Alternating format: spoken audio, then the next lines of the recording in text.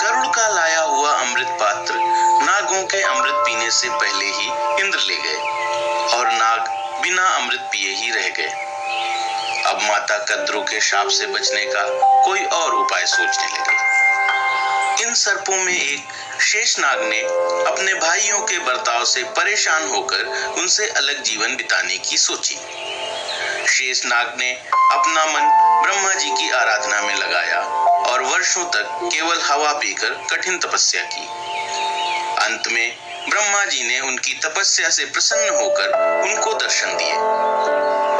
ब्रह्मदेव ने शेषनाग से पूछा, शेष, तुम्हारी इस कठिन तपस्या का उद्देश्य क्या है?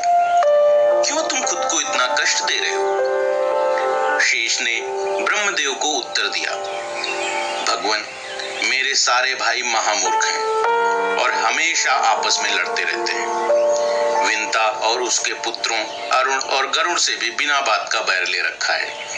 मैं उनके साथ नहीं रहना चाहता।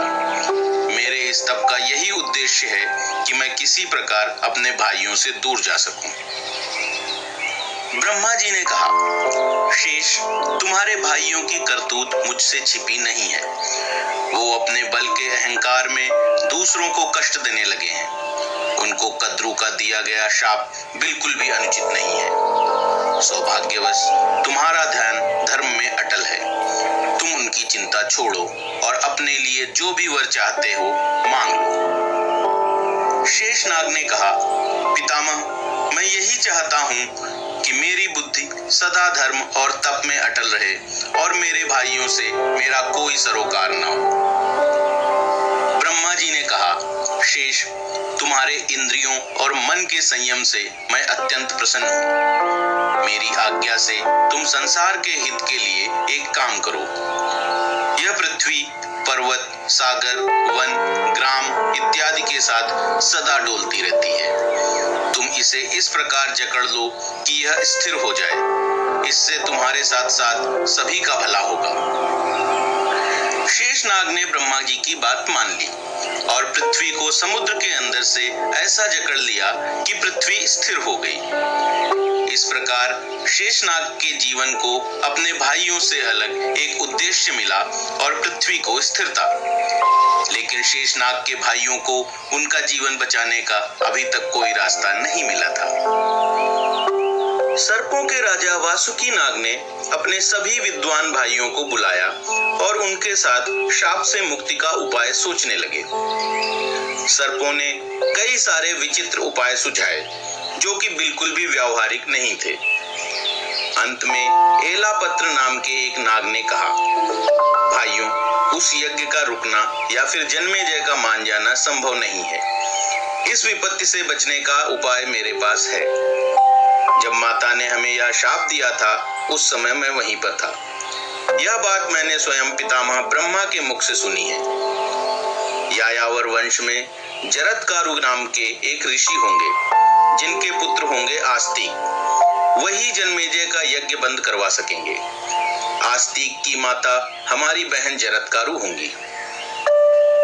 यह बात सुनकर वासुकी तथा अन्य नाग अपनी बहन जरत्कारु की सुरक्षा में लग गए और बाकी के नागों को जरत्कारु ऋषि को ढूंढ निकालने का काम दिया गया।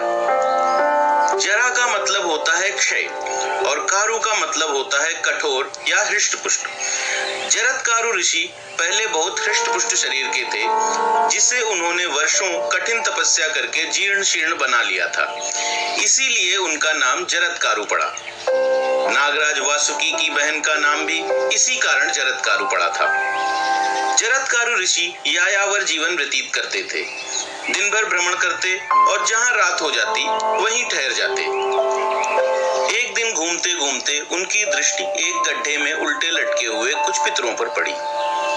जरत्कारु ने उनसे उनकी इस स्थिति का कारण पूछा तो उन्होंने कहा, हम यायावर ऋषिगण हैं। हम तुम्हारे पूर्वज हैं और हमारे वंश में एक तुम ही बचे हो जो कि ब्रह्मचर्य का जीवन व्यतीत कर रहे हो। ये जिस जड़ के सहारे हम लटक रहे हैं ये तुम हो और अगर काल ने तुम्हें ग्रसित कर लिया तो हमारा भी पतन निश्चित है। इसलिए हम चाहते हैं कि तुम विवाह करके संतान पैदा करो और जिससे हमारी वंश परंपरा आगे बढ़े और हमारा कल्याण हो।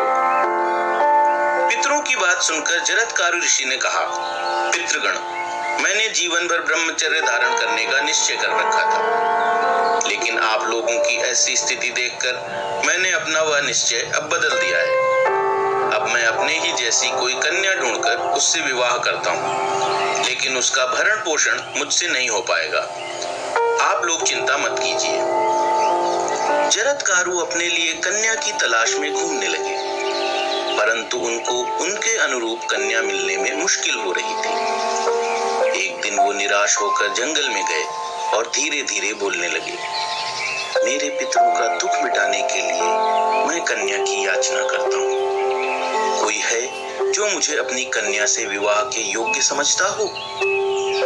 वासुकी के भेजे गए नागों ने ऋषि की बात सुन ली और उनको अपने साथ लेकर नागराज के पास ले आए।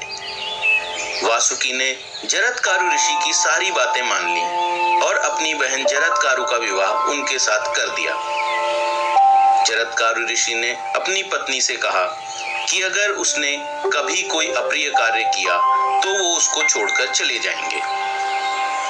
एक दिन किसी बात पर जरत्कारु ऋषि अपनी पत्नी पर क्रोधित हो गए और उनको छोड़कर चले गए। जरत्कारु उस समय गर्भ से थी। वो अपने भाई के पास वापस चली गई। सभी नागों ने अपनी बहन का बड़े ही हर्ष के साथ स्वागत किया और वो उनके साथ रहने लगी। समय आने पर जरत्कारु को अग्निदेव के समान तेजस्वी पुत्र आस्तिक का जन्म हुआ।